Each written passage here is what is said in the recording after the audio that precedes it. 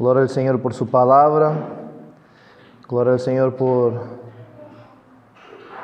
la riqueza de su gloriosa gracia que Él revela a través de su palabra.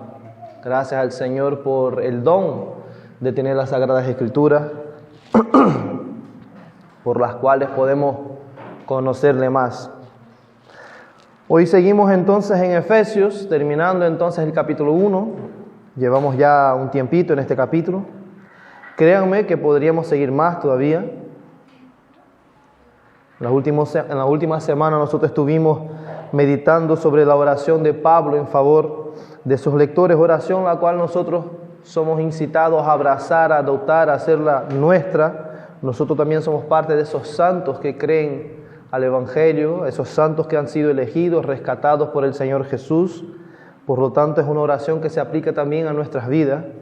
Y en dicha oración hemos observado cómo el autor es movido a gratitud una vez discurrido acerca de las bendiciones con las cuales nosotros somos favorecidos por Dios Padre en el Señor Jesucristo, bendiciones que son aplicadas a la iglesia por el poder del Espíritu Santo. Y el autor entonces, a partir del versículo 15 del capítulo 1, empieza agradeciendo a Dios. Agradece a Dios porque ha oído de la fe de los receptores de dicha carta, fe que se manifiesta, se encarna, se materializa en amor.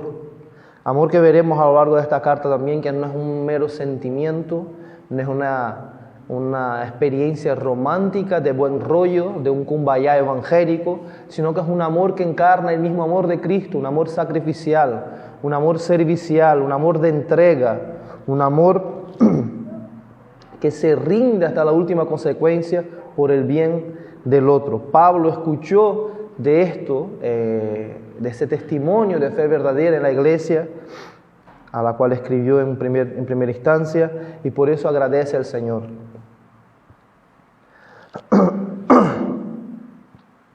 Entonces, una vez agradecido, una vez dado esa acción de gracias al Señor por la salvación que aplicó, que hizo llegar también a sus lectores, el autor entonces pasa a orar, a rogar al Padre de Gloria, que provea a estos lectores, también a nosotros, también como receptores de esa oración, como iglesia, que el Señor, que el Padre de Gloria les dio un espíritu de sabiduría, de revelación, de discernimiento, de entendimiento.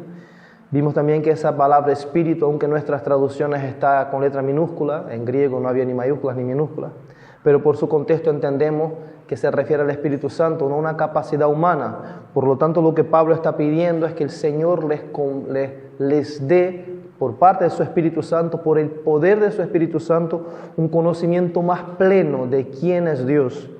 Pasa entonces Pablo a detallar cómo es que ese conocimiento nos es acercado, nos es dado, ¿no? Empieza a detallar las minucias de su oración. Y Pablo entonces pide luz, pide que Dios ilumine los corazones, los ojos de los corazones, para que entonces podamos, como iglesia, entender la grandeza, la extraordinaria, sorprendente grandeza de nuestro llamado, de nuestra vocación, la extraordinaria gloria de la riqueza que se encuentra en la herencia de Dios, la herencia que recibimos de Dios y herencia que somos nosotros mismos para Dios. Pablo pide iluminación porque la salvación no es el ABC de la fe cristiana que aprendemos en la escuela bíblica cuando niños y luego pasamos a temas más profundos. Hemos visto a lo largo de ese capítulo que hablar de la salvación es hablar de cosas muy, muy, muy profundas, desafiantes a nuestra lógica, desafiantes incluso a nuestra tolerancia teológica. Pablo pide iluminación porque los creyentes necesitan entender que el poder que resucitó a Jesucristo, el poder que estaba involucrado desde la encarnación del Dios eterno hasta su muerte en la cruz, su resurrección de entre los muertos, su exaltación por encima de todo poder, dominio, potestad, de autoridad en este siglo y en el venidero, ya sea ángeles, demonios, ya sean políticos, gobernantes, reyes, lo que sea, está bajo el poderío, sujeto a la autoridad de Jesucristo, y el poder que llevó a cabo todo esto es el mismo poder que a los elegidos los hace creer. Y nos sorprendimos al examinar eso y entender, wow, yo he creído porque el mismo poder que obró en Cristo y obra desde su resurrección hasta su exaltación me ha hecho creer, y no meramente me ha hecho creer, me hará creer eternamente. Es maravilloso eso, es glorioso, esto es sobrecogedor pensar ese tipo de cosas, ¿no? Hasta qué punto Dios estuvo dispuesto a ir, no meramente para salvarnos, sino para garantizar nuestra salvación hasta la eternidad.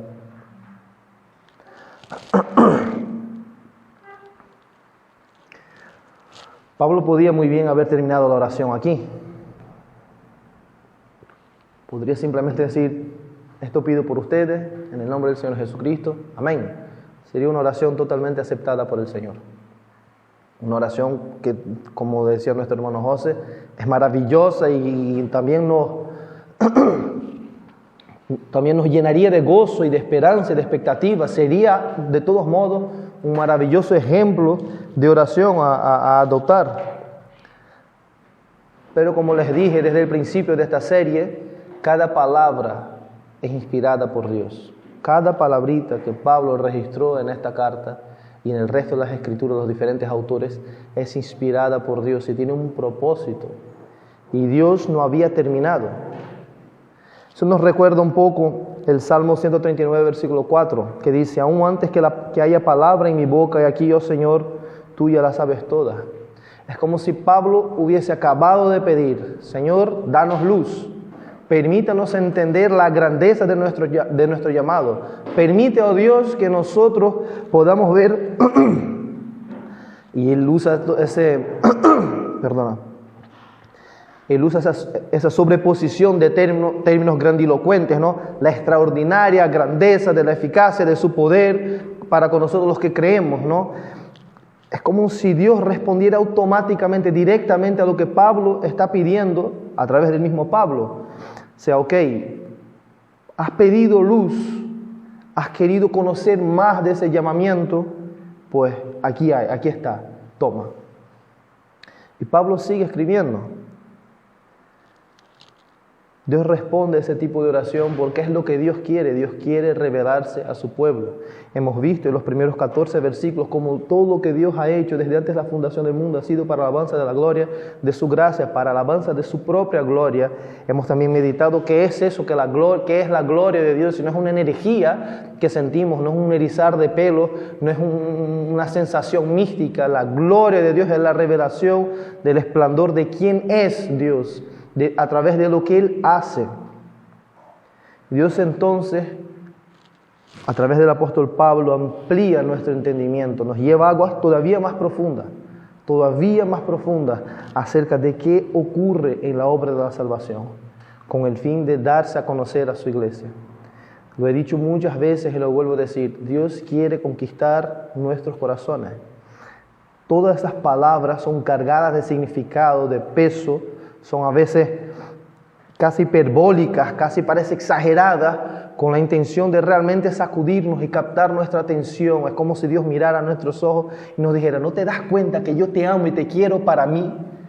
Esto es lo que estamos viendo a través de esos escritos. No es mera teología que es para quedar en nuestra cabeza como información y lucir guay cuando hablamos con otras personas. Es teología que se transforma en adoración, en rendición, en humillación, en reconocimiento, en alabanza.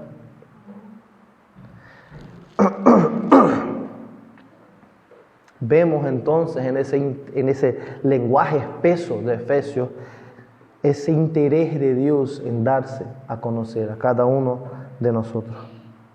Pasaremos hoy entonces a considerar los últimos 2 versículos de este capítulo el cual está separado en 3 partes, la introducción de Pablo como el autor. Ese himno de alabanza es una frase entera, ¿no? Cargada de significado, sin puntos, sin coma. Y esta tercera parte, que es la oración de Pablo, la cual también es una frase entera, sin divisiones, sin nada. Pablo empieza en el versículo 15 y no para hasta el versículo 23.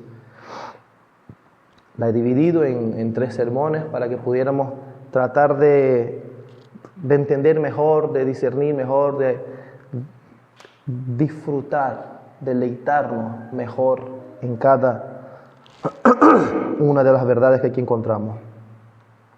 Hermanos, les invito, el texto de hoy es bastante desafiante, les adelanto que no hay consenso en el mundo académico, teológico, acerca de qué significa realmente, qué quiere decir realmente. Es uno de los textos más complicados de interpretar a la Biblia, créanme, por su lenguaje, por las palabras que usa, por la gramática, etcétera, etcétera, etcétera, etcétera.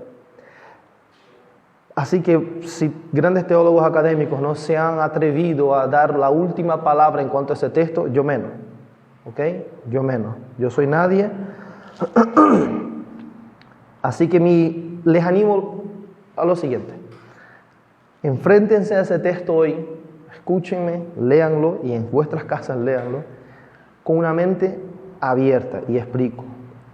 No traten de encasillar las cosas. A veces tenemos la tendencia, que nuestras mentes son limitadas, a ser excluyentes. Esto es blanco o es negro, o es sí o es no, o es 1 o es 0. Este texto, al igual que otros textos que hemos visto en esta carta ya y podemos encontrar a lo largo de la Biblia entera, encontraremos una confluencia, son dos cosas a la vez. Por lo tanto, bueno, dos cosas, y 3 y 10. No me dedicaré a explicar todo lo que dice el texto. Vamos, imposible. No me dedicaré a discutir sobre gramática y griego, historia, no. Les trataré de exponer lo que dice el texto a la luz de su contexto, en armonía con lo que viene diciendo. No quiere decir eso que lo que otros digan acerca de ese texto no sea verdad. Les animo a que escuchen lo que tengo que decir, lean el texto y traten de abrazar las verdades que hoy expondré, entendiendo que son complementarias y no excluyentes. Ustedes van a escuchar a Miguel Núñez, Sujel Michelén, John Piper, Paul Washer y tantos otros predicadores tratando el mismo texto, acercándose al texto desde puntos de matices distintos, aunque hablando de las mismas verdades. Después de ese disclaimer de haberme quitado el cuerpo de enfrente, como nuestro hermano oraba, mi oración es que el Padre de Gloria realmente pueda iluminar los ojos de nuestros corazones. Necesitamos luz, hermano. Necesitamos luz. Que el Señor pueda permitirnos contemplar la belleza de la gloria, de su gracia, para que nosotros realmente no vayamos a nuestras casas simplemente habiendo rellenado nuestra agenda semanal del domingo, sino alimentados y transformados por su gloria. Amén. Como dijo el hermano Edgar,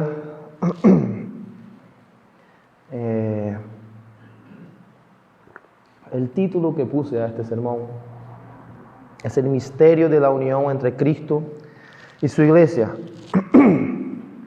Aunque los versículos en los cuales nos centraremos son los versículos 22 y 23, quiero invitarles a que abran vuestras Biblias. Eso es disciplina de iglesia ya. Eso es disciplina de iglesia, sermón, Biblia abierta. Ojos puestos sobre el texto. Vamos a leer del versículo 18 al 23.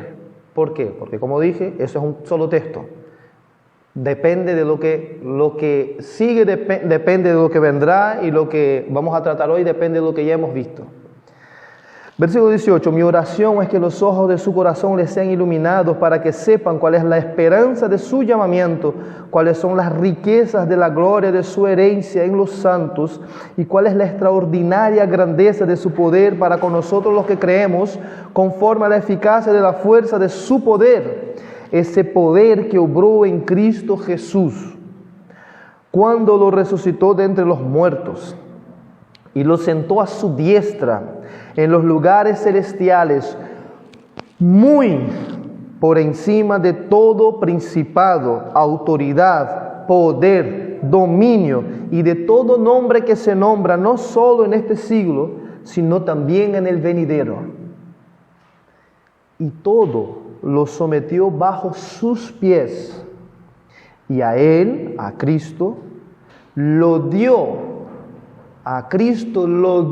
por cabeza sobre todas las cosas a la iglesia, la cual es su cuerpo, la plenitud de aquel que lo llena todo en todo. Si no le ha dado un nudo en las neuronas ahora mismo, no están entendiendo lo que están leyendo. Vamos allá, versículo 22 al 23. Vamos por partes, ¿no? Y todo lo sometió bajo sus pies. Esta afirmación, hermanos, resume lo que ya ha dicho. Ha hablado sobre la exaltación de Cristo, su glorificación, desde su resurrección hasta sentarle a la diestra del Padre en gloria, entendiendo que sentar a Cristo a la diestra de Dios implica a una posición de igualdad en mando, soberanía, en suma majestad sobre todas las cosas. Dios Padre, y seguimos con el pensamiento que ese es el poder que nos lleva a creer, no perdamos de vista eso. Pablo sigue dándonos ejemplos, imágenes del tipo de poder, de la sustancia del poder que nos hace creer. No es, por eso decía la semana pasada, pensar que una persona por sus virtudes propias puede llegar a ejercer fe verdadera, fe salvífica, es una blasfemia. Porque Dios inspira al apóstol Pablo a apuntar a la resurrección, exaltación, glorificación de Jesucristo para darnos un ejemplo de cómo una persona puede llegar a creer. Rebajar eso es una blasfemia, hermano. Es una terrible blasfemia. Creemos por ese tipo de poder. El poder que resucita a Cristo de entre los muertos, lo exalta y lo pone como Señor sobre todas las cosas, a la diestra del Padre. Y dice el texto, y todo el universo, todo lo que existe, todo, sometió bajo sus pies, los pies de Cristo. Todo está doblegado a la autoridad de Cristo. Piensen ahora en Cristo exaltado. Quiero que vuestras mentes y vuestros corazones realmente traten de imaginar o de contemplar o de saborear la imagen que se está pintando de Jesucristo. Es sumamente importante. Todo está doblegado, sometido bajo los pies de Jesucristo. Dios lo hizo, Dios Padre lo hizo. En Hechos 2, 36 al 37 leemos: sepa pues con certeza toda la casa de Israel y que a Jesús, a quien ustedes crucificaron, Dios lo ha hecho Señor y Cristo. Mateo 28, 18, nuestro Señor Jesús, hablando de sí mismo, acercándose Jesús les dijo: toda autoridad me ha sido dada en el cielo y en la tierra. Y este poder que exalta a Cristo es el poder que nos hace creer. Ese poder que exalta a Cristo es el poder que nos llama, la grandeza de nuestra vocación, de nuestro llamado. Es ese poder que nos llama de muerte a vida, de las tinieblas a su luz admirable, de ser hijos del diablo a pasar a ser familia de Dios. Es ese poder que nos da fe hoy, y es en ese poder que podemos confiar que los que realmente hemos creído, creeremos para siempre, no caeremos jamás, no por nuestras virtudes, no por nuestras obras, no por nuestros esfuerzos, sino por lo que Cristo ha hecho y por lo que Dios Padre ha hecho a través de Cristo. Ese poder que exaltó a Cristo, que lo resucitó de los muertos, es el mismo poder que nos glorificará también con Él. Filipenses 3, 20 al 21, porque nuestra ciudadanía, nuestra patria, realmente es la palabra, está en los cielos, de donde también ansiosamente esperamos a un Salvador, el Señor Jesucristo, el cual transformará el cuerpo de nuestro estado de humillación en conformidad al cuerpo de su gloria, por el ejercicio del poder que tiene aún para sujetar todas las cosas a Él mismo. Pillan, entienden, ven el paralelismo del lenguaje. Poder que sujeta, poder que glorifica, poder que resucita, nos hace creer, poder que exalta. Todo esto, hermanos, está dentro del mismo cuadro. Les voy a leer muchísimo hoy porque es desafiante, por lo menos a mí, ver lo que ese texto dice. Así que traté de escribir para para no divagar, ¿vale? Es importante recordar que entender, comprender y ver con los ojos de nuestro corazón la extraordinaria grandeza y belleza de todo este poder ejercitado por Dios es parte de la petición que Pablo, cuando declara que pide a Dios que provea a la iglesia un mayor conocimiento de Él, del Padre de Gloria. Este poder es justamente lo que Pablo pedía. Dios, Padre de Gloria, revélate a la iglesia. Él está ahora, justamente como dije al principio, Dios como si estuviera ya respondiendo a la oración de Pablo a través de Pablo, y está describiendo la grandeza de ese mismo poder. Desde nuestra elección hasta la exaltación de Cristo, Dios despliega su gloria. Y si prestamos atención al texto, ojos puestos en el texto, nos daremos cuenta que Dios despliega su gloria con el fin de darse a conocer a la iglesia. Dios quiere cautivar a la iglesia con la riqueza de su gloria, para que entonces la iglesia pueda vivir para la alabanza de su gloria.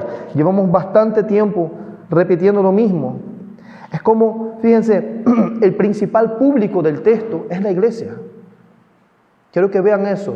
Es como si Dios estuviera vistiendo su mejor traje de gala, luciendo sus galones pulidos y más impresionantes para impresionar a la iglesia. Ojos puestos en el texto.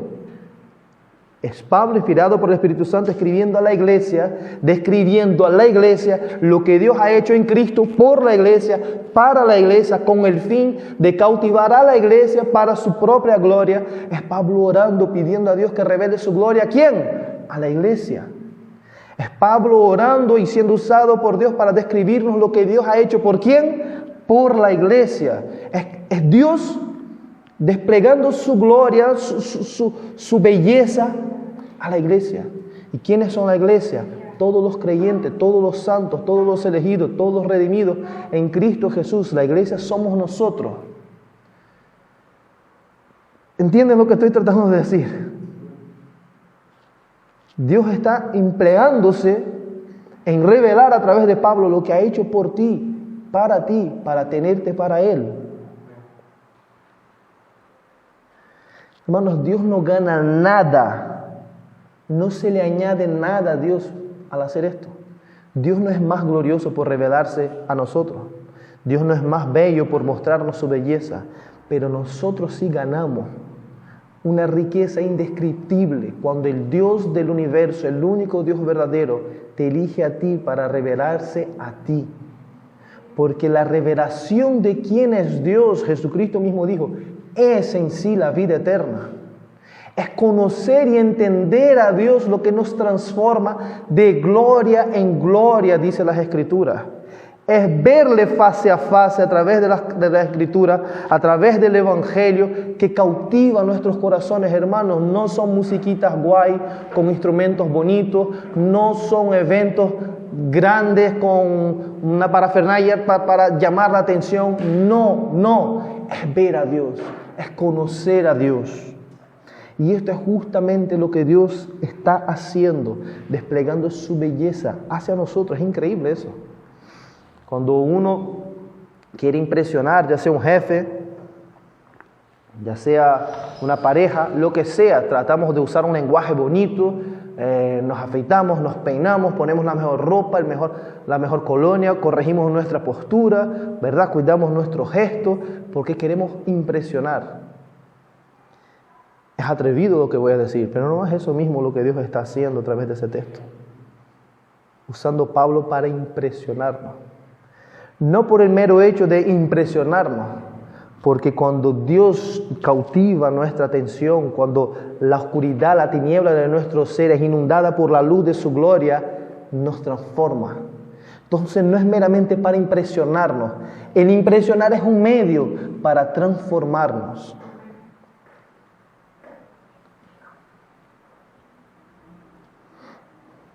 Esto, hermanos, revela muchísimo del carácter del mismo Dios. Hermanos, Dios nos podría dar el alimento sin el paladar, nos podría dar la vista sin la capacidad de discernir la belleza de los colores, Nos podría dar voces sin la belleza del canto, sin el don de la audición. Dios podría darnos el don de procrear sin el placer. Dios podría salvarnos sin permitirnos de ningún modo percibir la belleza de su gracia, de su amor, de su cercanía, de su ternura. ¿Qué hace el Dios omnipotente del universo preocupado de cautivar mi atención? Ese es Dios. Dios no es un viejo tirano sentado en un trono que pasa de todo porque Él ya tiene todo. No, justamente porque Él está sentado en un trono y lo tiene todo, quiere mostrarnos esa belleza, quiere mostrarnos que todo es nuestro en Cristo. Dios quiere que nosotros disfrutemos, nos deleitemos en Él. ¿Perciben eso? Cuán detallista, cuán tierno y cuidadoso es Dios al revelar quién es Él de forma tan sorprendentemente maravillosa y llena de gracia. Pero hermanos, no perdamos de vista lo que el texto está enfatizando. ¿Quién es Cristo en el texto? Cristo está exaltado en gloria y majestad, Rey supremo sobre todas las cosas. Como hemos visto en Efesios, desde el principio hasta aquí, Cristo es el centro mismo de la historia. La agenda de Dios gira alrededor de la historia de la redención que revela quién es Cristo. ¿Por qué? Porque la gloria de Dios se revela en la faz de Jesucristo. En Él habita la plenitud de la deidad. Nadie ha visto al Padre, pero los que vemos a Cristo y los que veremos a Cristo, contemplaremos el Dios trino encarnado, Dios hecho hombre, la gloria de Dios en la faz del Hijo.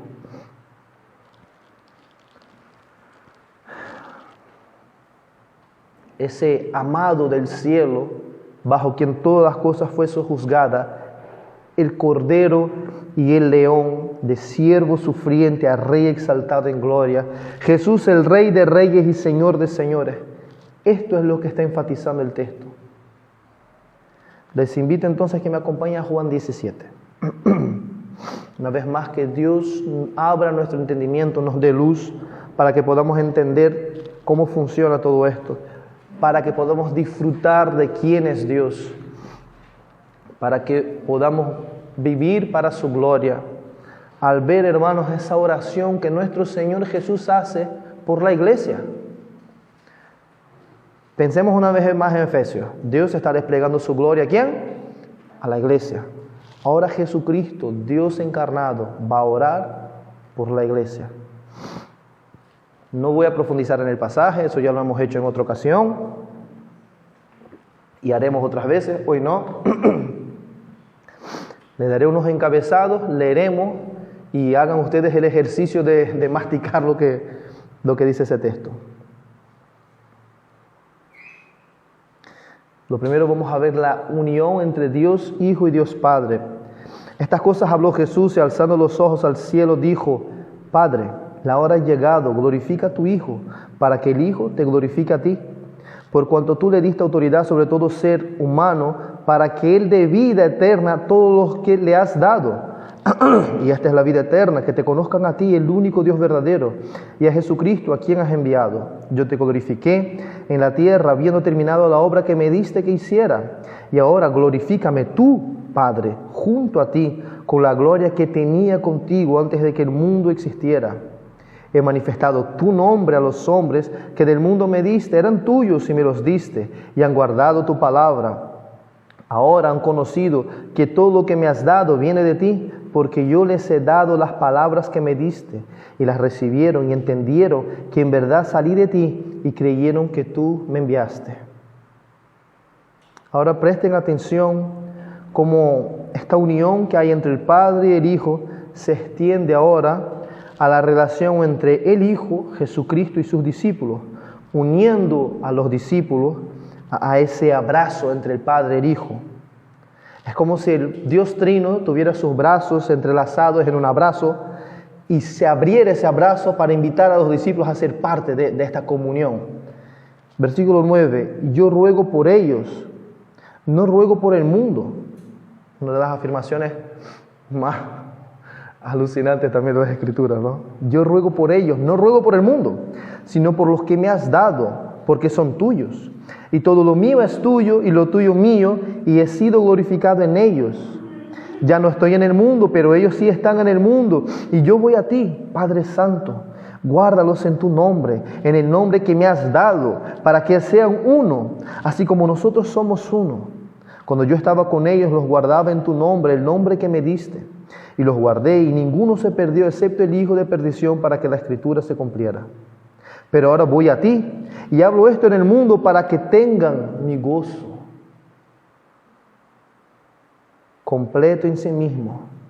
Yo les he dado tu palabra, y el mundo los ha odiado, porque no son del mundo, como tampoco yo soy del mundo.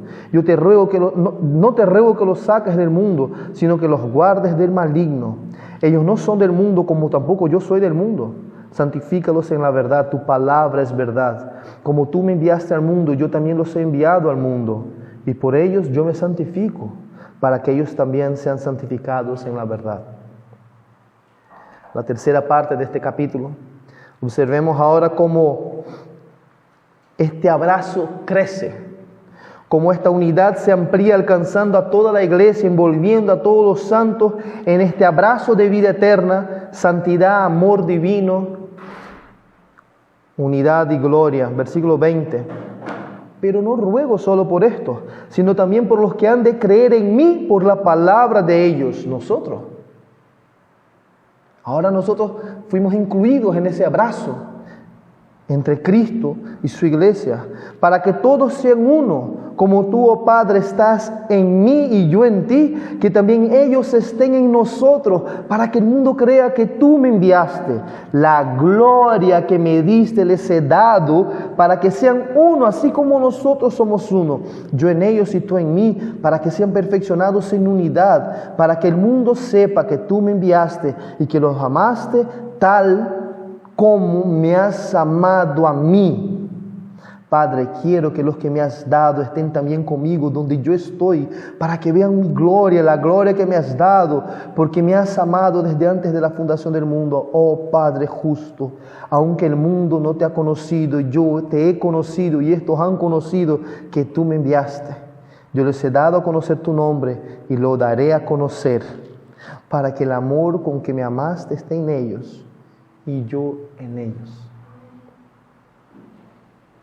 Hermanos, ¿quién hizo esa oración? ¿Por quién hizo esa oración? No hay oración más poderosa hecha jamás. Y les aseguro que esa oración fue atendida. Les aseguro que esa oración estaba en plena concordancia con la voluntad del Padre. Porque el Hijo y el Padre son uno. No hay oración más profunda y poderosa que esta. Una oración que sin lugar a duda fue atendida. Vemos a Dios Hijo, les invito a que sigan con los ojos en el texto.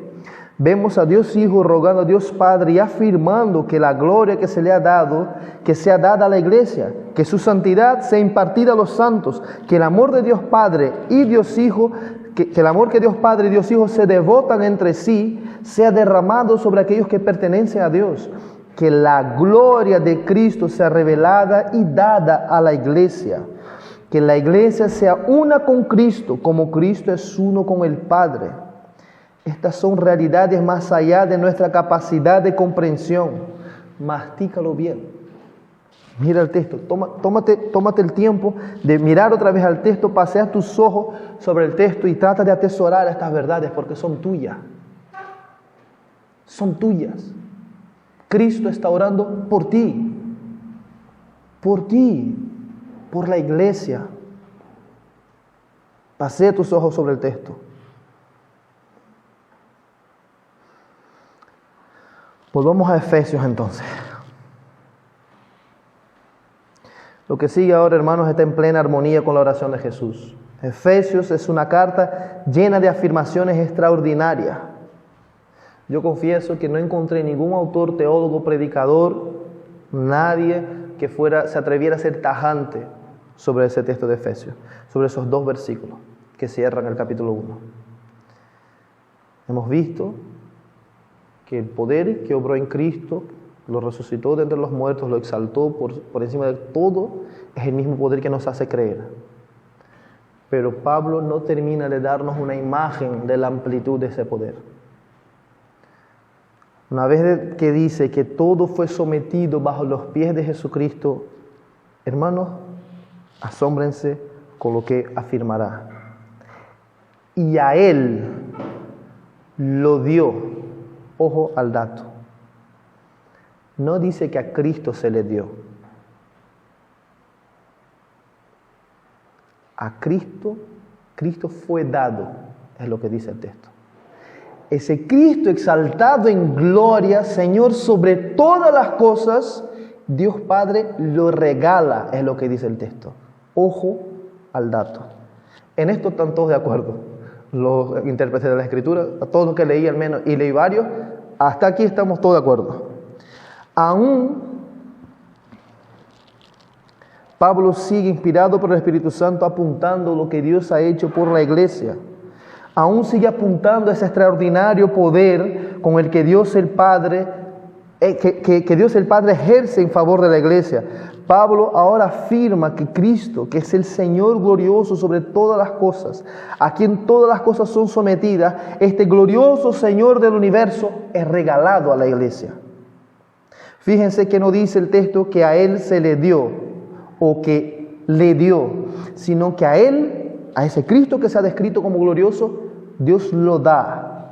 Lo que indica que Cristo, ese Cristo glorificado, es entregado, pero no por la iglesia. El texto indica entregado a la iglesia. ¿Entienden a dónde voy? Bueno, ¿a dónde va el texto? Cristo es ofrecido a la iglesia. Hermanos, hemos meditado sobre muchas bendiciones que Dios da a la iglesia. Hemos visto la bendición de la elección, hasta el sello con el Espíritu Santo. Hemos rogado a Dios, al Dios de gloria, que nos dé un mejor conocimiento de Él. Y en ello hemos visto cómo nosotros somos la heredad de Dios, a la vez que Él es nuestra heredad. Hemos visto cómo la grandeza de su llamado, que nos ha llamado de muerte a vida, pero vamos a usar un lenguaje de la calle, flipen en colores con los que está diciendo el texto. Cierra esas bendiciones diciendo que Dios regala a Cristo a la iglesia. Esta sin duda es la mayor de las bendiciones. Y todo el texto dice lo mismo, si se dan cuenta. En Él, en Él, en Él, en Él, en Él, en Él. Es lo más repetido desde el versículo 3 hasta aquí. En Él, esa partícula se repite una y otra vez, apuntando que Cristo es el medio, es la forma, es el conducto, es donde todo lo que Dios hace por la iglesia se hace realidad. Cristo, como dije, es ese sobre y nosotros esa carta, estamos escondidos en Él. Todas nuestras bendiciones están en los lugares celestiales en Cristo. Y ahora Cristo es dado a la iglesia, pero no un Cristo crucificado. Fíjense que el contexto describe Cristo desde la resurrección hasta su gloria. El traje de gala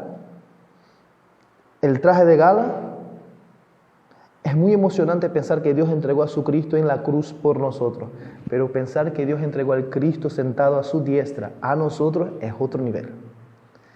Es una locura, es desafiante. No es el Cristo en la cruz que es entregado a nosotros. Ese fue entregado por nosotros. Es el Cristo sentado a la diestra del Padre que es entregado a nosotros. Sigamos, hermanos, sigamos. Y a Él lo dio por cabeza sobre todas las cosas a la iglesia, la cual es su cuerpo.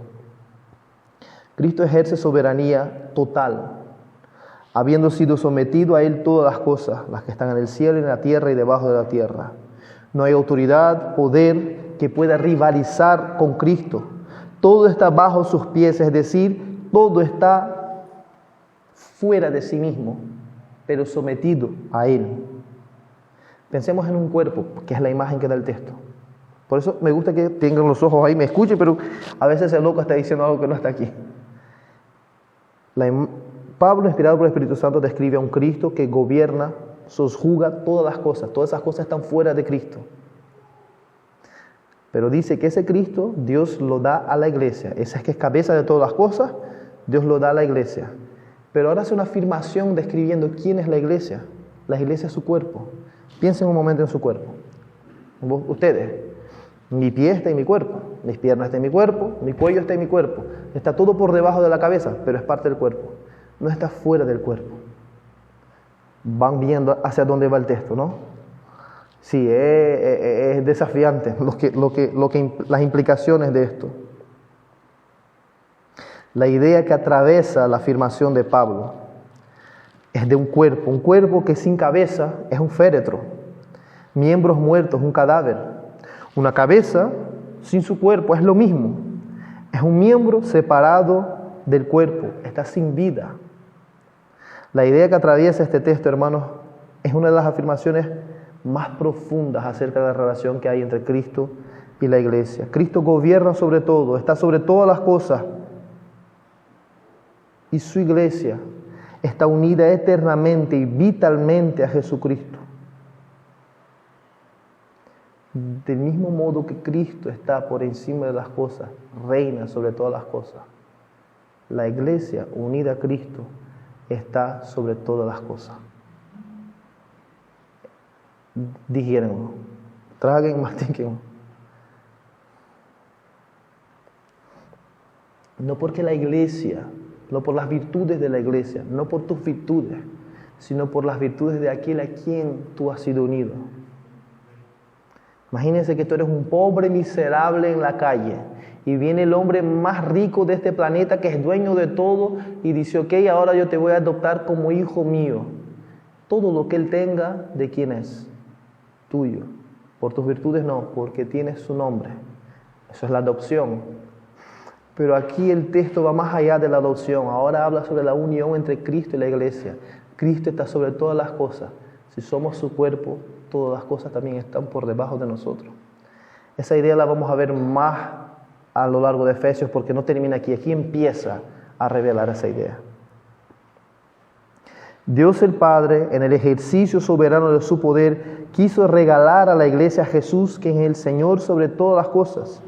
Es por quien es Jesús el Rey de Gloria, porque Él es nuestro y somos suyos, que todo lo que está bajo sus pies está bajo nosotros también, porque en la iglesia somos su cuerpo. No estamos fuera de Él, aunque somos gobernados por Él, como mi cuerpo es gobernado por mi cabeza. Sin embargo, es parte del mismo cuerpo. Estamos unidos con Cristo, somos uno con Él. Colosenses 3, 1 Corintios 3, 21 al 23. Así que nadie se jacte en los hombres, porque todo es de ustedes, ya sea Pablo, Apolo, Cefas, o el mundo, o la vida, o la muerte, o lo presente, o lo porvenir, todo es vuestro. Y ustedes de Cristo, y Cristo de Dios. Ven que yo no me lo estoy inventando, realmente la Biblia afirma ese tipo de cosas. Romanos 8:32.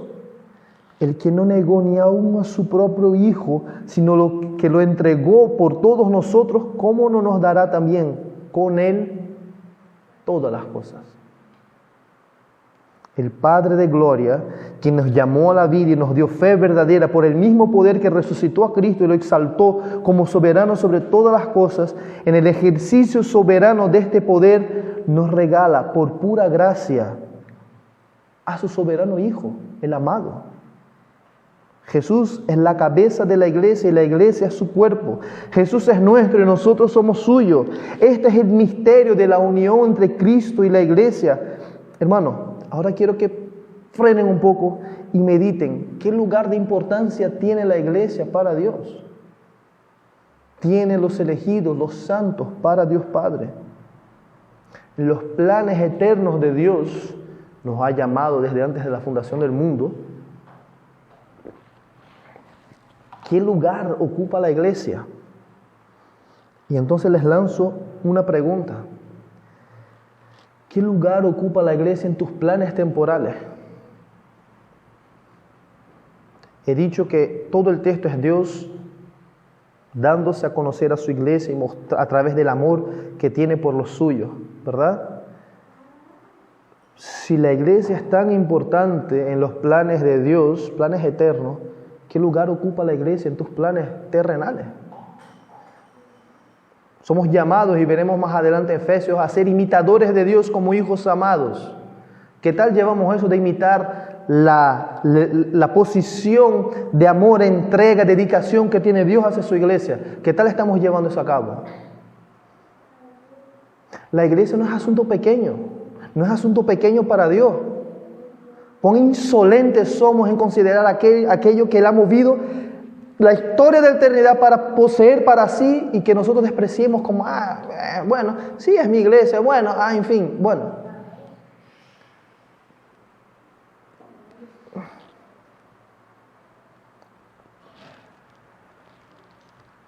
Si Cristo ha muerto y resucitado, exaltado en gloria, promete esta gloria a su cuerpo, su iglesia, la cual son todos los creyentes en todos los tiempos, pero iglesia que es representada, materializada, encarnada en cada iglesia local como esta.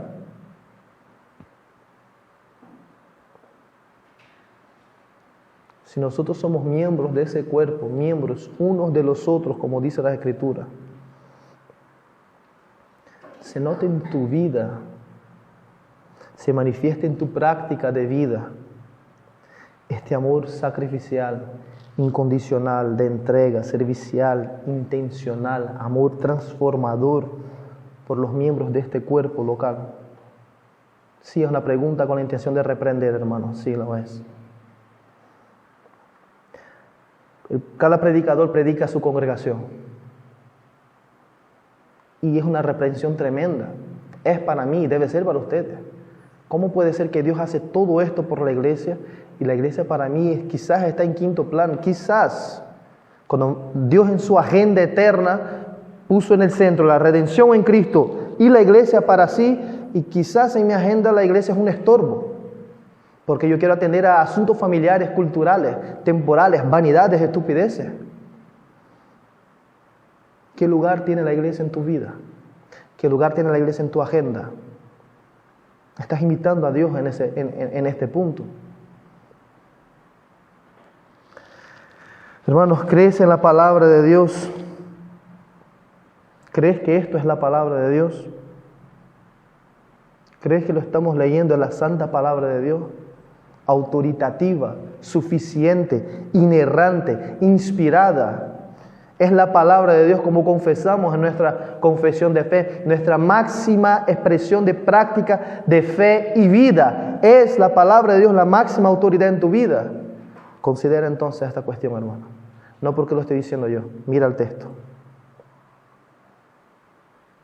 Amas a los santos como Pablo en su acción de gracia empieza justamente apuntando a la veracidad de la fe manifestada en un amor por todos los santos. Amas a los santos como Cristo amó a la iglesia, que es lo que veremos más adelante.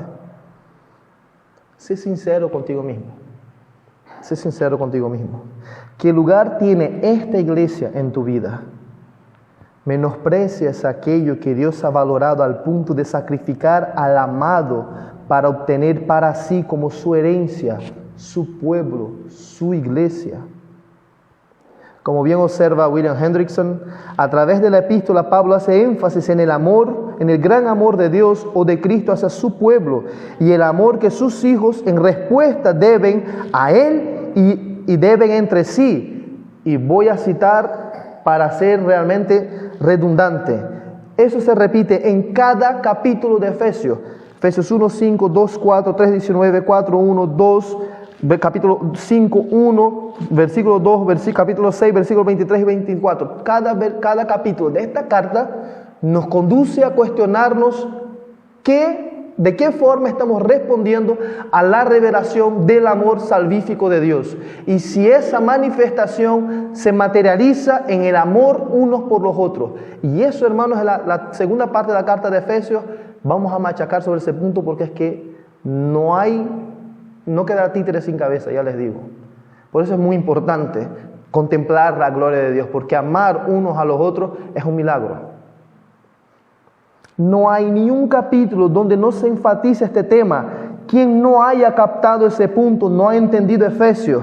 También otro autor, Bryan Chapell, Comenta, el propósito corporativo de la iglesia indica que somos parte de un cuerpo donde no puede haber autónomos, mentes independientes. En una cultura individualista podemos olvidar eso, podemos hablar de cambiar la cultura, ser sal y luz, llevar el mensaje de Cristo al mercado y con la mejor de las intenciones pensar casi exclusivamente en términos de esfuerzo personal y autónomo, de acuerdo con los hábitos e intereses de nuestra cultura occidental.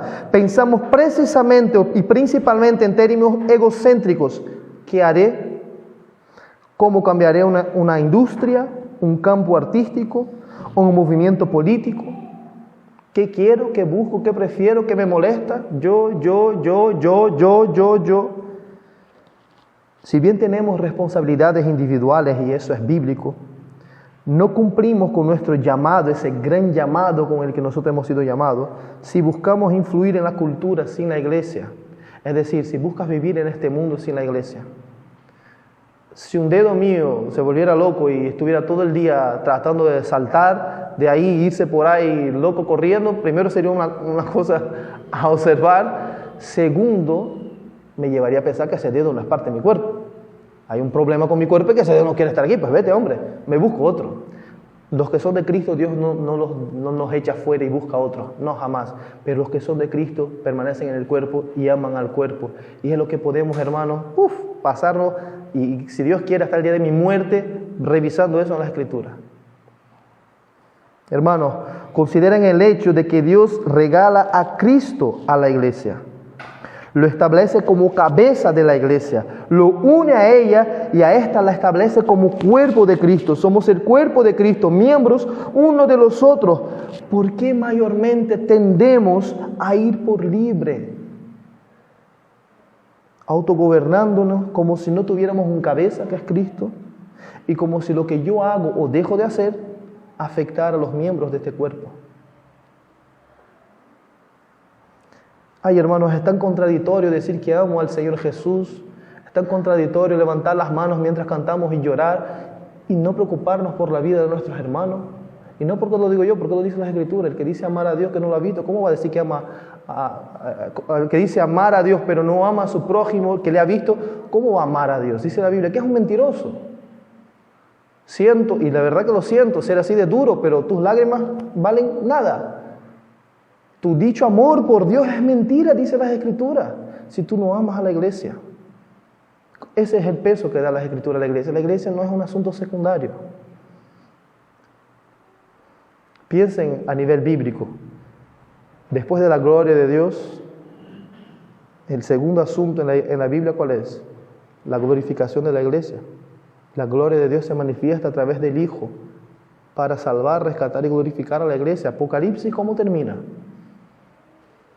Justamente hablando de esa gloria manifestada en la iglesia. Ten misericordia, Señor, de mí y de esta iglesia, Padre.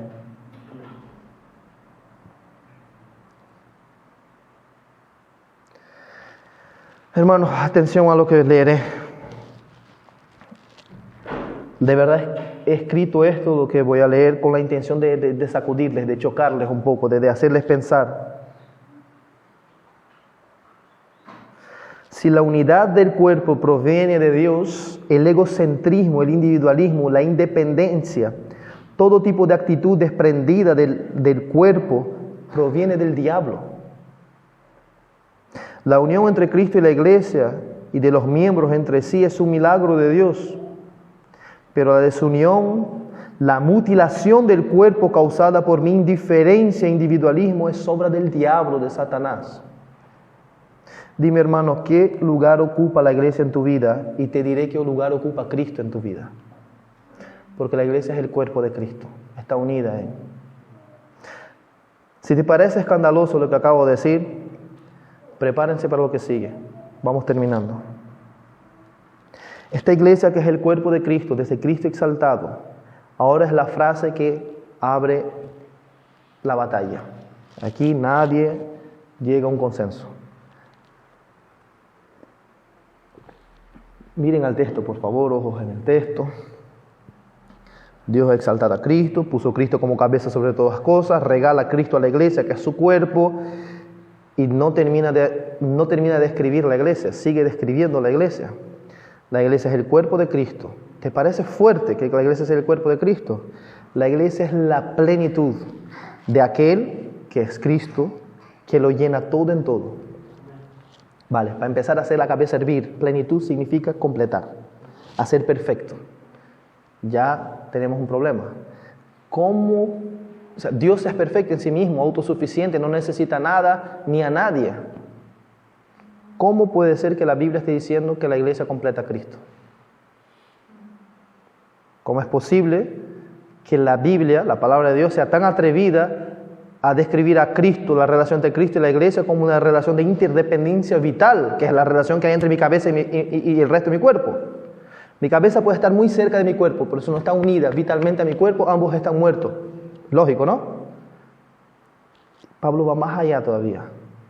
Ahora Pablo, inspirado por el Espíritu Santo, emplea una palabra 2 veces. La plenitud de aquel que lo llena es la misma palabra, son variaciones de la misma palabra. Básicamente hay mucha discusión sobre eso. Yo, como les dije, me voy a limitar a interpretar el texto en su contexto, según la figura que Pablo está tratando de transmitirnos, que es de unidad, de interdependencia. No me voy a meter con gramáticas del griego y no sé qué, porque es un caos todo eso. Básicamente el texto está diciendo, la iglesia, que es el cuerpo de Cristo, llena a Cristo, completa a Cristo, a la vez que Cristo es el quien llena todo. Sí, ¿no? Explota la cabeza. Suhail Michelin, predicando sobre eso, salta. De hecho, él salta ese punto y dice, hermano, yo no sé lo que significa eso. Y tira para adelante. Es desafiante.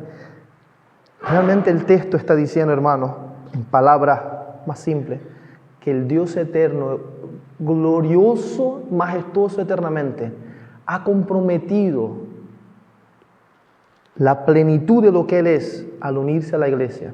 De modo que si se le ocurriera a Dios desechar la iglesia, Dios dejaría de ser Dios, porque su plenitud está atada a que la iglesia lo completa. Es así de absurdo, es así, suena herejía. Yo lo digo, no empecé a cuestionarme ese texto por este sermón. Créanme, desde el 2015 llevo yo martillando con ese texto.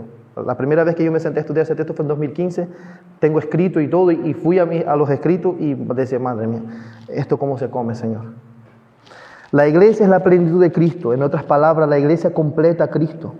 El problema surge cuando concluimos que Cristo sin la iglesia está incompleto, pero es escandaloso afirmar que Dios, que es el cabeza sobre todas las cosas, el que completa todas las cosas, que no necesita nada, pero es necesitado por todo, necesite a la vez a su iglesia para estar completo. Para ir cerrando, hermanos, ya me he extendido muchísimo más de lo que pretendía. Vamos a repasar unos puntos rápidos. Solo quiero que ustedes traten de encajar un poco eso y que el Señor les dé luz y lo dijeron durante la semana. Primero, el texto nos apunta a Cristo en su encarnación cuando se refiere a su resurrección. Fue el Cristo encarnado el que murió, ¿verdad? Entonces, primero apunta a Cristo, hombre, encarnado. ¿Sí? Ok. Sabemos por las Escrituras que Jesús, Dios Hijo, se ha unido eternamente a la naturaleza humana. Él siempre será 100% Dios y 100% hombre, ¿verdad? Cristo, habiendo ya sido glorificado, exaltado, Pablo habla de Él como el único mediador entre Dios y los hombres, quien es Jesucristo hombre. Él asumió nuestra naturaleza humana para sí, para que nosotros pudiéramos asumir en la glorificación su naturaleza divina. Seremos a la semejanza de su cuerpo glorificado, seremos libres del pecado, seremos incluso inmutables, hermanos. ¿Qué quiere decir inmutables? No vamos a cambiar del estado de gloria jamás. O sea, nuestro estado será superior al estado de Adán y Eva. En el contexto inmediato del texto, vemos a Cristo siendo descrito como el cabeza de la iglesia, y la iglesia apuntada como siendo su cuerpo. Como consideramos anteriormente, cada parte del cuerpo depende de la cabeza, pero la cabeza también es parte del cuerpo. Aunque la cabeza gobierna el cuerpo, y el cuerpo sin la cabeza es nada, la cabeza sin el cuerpo es nada.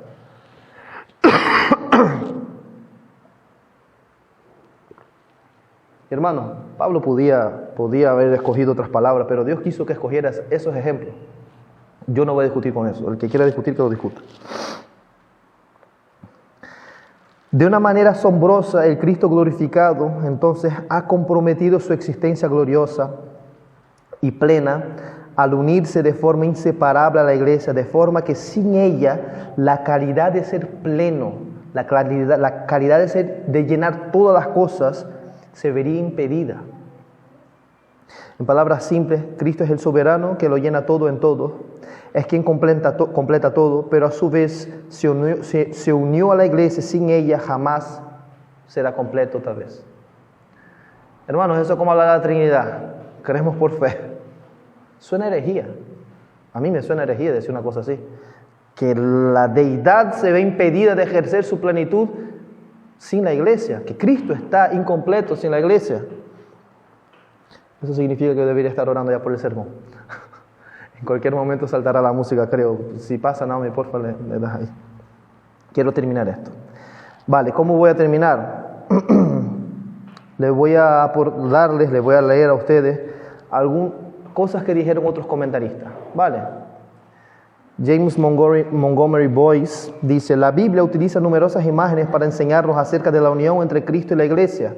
La unión de un hombre y una mujer en matrimonio, en el mismo Efesios capítulo 5, versículos 22 al 33. La unión de la vid y los sarmientos, Juan 15, 1 al 17. La plenitud del templo espiritual de la cual Cristo es el fundador y nosotros las piedras individuales, Efesios 2, del 20 al 22. La unión de la cabeza y los demás miembros del cuerpo en un solo organismo, 1 Corintios 12, 12 al 27. Pero ya sea que lo entendamos o no, la unión con Cristo es en un sentido la esencia misma de la salvación. John Murray, un hábil expositor de este tema, escribió: la unión con Cristo tiene su fuente en la elección de Dios Padre antes de la fundación del mundo y tiene su fruto en la glorificación de los hijos de Dios. La perspectiva del pueblo de Dios no ha de ser estrecha. Su alcance tiene una extensión desde y hasta la eternidad. Su órbita tiene dos focos, uno en el amor electivo de Dios Padre, en el consejo eterno, y el otro en la glorificación con Cristo, en la manifestación de su gloria. El primero no tiene principio, esto último no tiene fin. Aparte de Cristo, nuestra condición es absolutamente desesperada, pero en Cristo nuestra condición es gloriosa hasta el extremo. Juan Calvino, que predicó, también tiene una serie en Efesios, un librito así, los sermones de Calvino en Efesios. Dijo: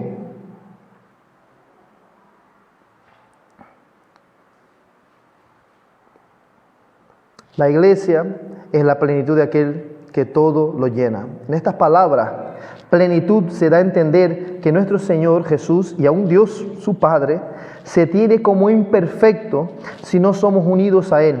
Porque aquí, como ya he dicho, un testimonio de la bondad infinita de Dios y de la que no se puede uno maravillárselo bastante. En cuanto a lo primero, Dios no tiene necesidad de tomar nada en otra parte, puesto que Él es perfecto y aún antes que hubiera creado el mundo, ¿tenía falta de algo? Y cuando lo ha creado, ha sido para su beneficio y uso. Ha sido solamente a fin de que su bondad y virtud y sabiduría y justicia fuesen conocidos por todos y que nosotros fuéramos testigos de ello, porque nos ha puesto aquí como un teatro a fin de que contemplemos su gloria en toda su criatura. Sin embargo, Él bien podría prescindir de nosotros, pero tenemos el caso de que Dios toma en otra parte para ser lleno y que fuera como semejante a los hombres mortales, porque nadie puede pasar de tener compañía. Tomemos el caso que Dios fuera así. ¿Quiénes somos nosotros? ¿Qué es lo que le podemos aportar cuando será unido a nosotros? Es tanto como si Él solo se uniera a un cenagal apestoso, porque ¿qué tenemos todos sino infección y hedor, que estamos tan corrompidos por el pecado de Adán que es un horror? ¿Cómo pues podemos aportar una tal perfección a nuestro Dios? Aunque haya alguna fragilidad en nosotros, aunque seamos perversos y malignos, y que no haya en nosotros más que toda inmundicia, que le seamos, en una palabra, abominable, no obstante, Él quiere que estemos unidos a Él, a condición que sea cumplido en nosotros cuando se ha cumplido en nosotros cuando estemos así unidos juntamente. Como si un padre dijera, me parece que mi casa está vacía cuando no veo a mi hijo. Un marido dirá, cuando no veo a mi mujer, me parece que no estoy más que la mitad. He aquí como Dios habla, que no se halla lleno y perfecto, a no ser porque nos toma para sí y que estamos unidos juntamente. Toma todo su placer en nosotros y quiere que su gloria brille y que los rayos se extiendan aquí y allí. Y aunque toda gloria esté en Él, no obstante, que se vea que Él quiere que nosotros tengamos nuestra parte y porción de su gloria. Y aquí, en suma, lo que Pablo ha querido decir al llamar a la iglesia a la plenitud de Dios y de Jesucristo. William Hendrickson, otro comentarista, por supuesto, en lo referente a la esencia divina, no es en sentido alguno ni dependiente ni posible de ser complementado por la iglesia. Pero como esposo, sí está incompleto sin la esposa. No se puede pensar en él como vid sin sus pámpanos, como pastor sin sus ovejas, y también como cabeza sin su cuerpo, que es la iglesia. Hermanos, como dije, suena herejía. Es impactante, es desafiante, escandaliza. Tim Keller dijo, el evangelio es este, hablando sobre el matrimonio, el evangelio es este: somos más pecadores y defectuosos en nosotros mismos de lo que jamás nos atrevimos a creer, pero al mismo tiempo somos más amados y aceptados en Jesucristo de lo que jamás nos atreviéramos a pensar. Hay que ser atrevido para pensar que Jesucristo me ha amado a mí, a ti, a la iglesia, a tal punto de atarse a nosotros y jamás estar completo otra vez sin nosotros.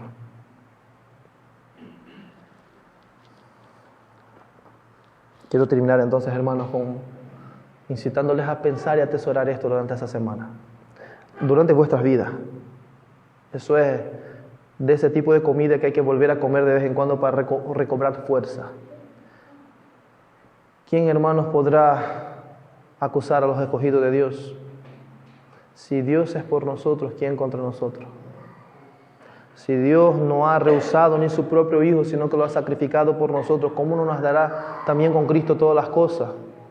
Hermanos, ni lo alto, ni lo bajo, ni lo profundo, nada, ni el pasado, ni tus pecados pasados, ni presentes, ni futuros, ni los ataques de Satanás, ni de ninguna otra criatura te puede separar del amor de Dios que es en Cristo Jesús. Si eres un verdadero creyente, asómbrate, eres uno con Cristo. Eso debe consolarnos en los momentos de tristeza, fortalecernos en nuestras debilidades. Eso debe exhortarnos, a amarnos y a cuidarnos porque somos miembros unos de los otros. Eso debe reprendernos cuando vivimos en este mundo, recordando que somos representantes de Jesucristo en la tierra. ¿Qué dice Pablo cuando reprendiendo a los corintios sobre sus prácticas en cuanto a la prostitución? Que dice que acaso haremos Jesucristo uno con una ramera. Fíjense las implicaciones que existen en entender que somos uno con Cristo. Todo lo que tú haces lo haces en representación del Rey de Gloria. ¿Cómo estás viviendo? ¿Realmente estás viviendo en representación del Rey de Gloria? ¿Estás amando a tu esposa como Cristo ama a la iglesia? ¿Estás educando a tus hijos teniendo como el Padre de Gloria nos educa, cómo se relaciona con Jesucristo? Que tú representas a Dios en esta tierra. ¿Cómo estás lidiando con esta iglesia, con las necesidades unos de otros? Somos el cuerpo de Cristo, hermano. Les invito a que inclinen vuestras cabezas, vamos a orar.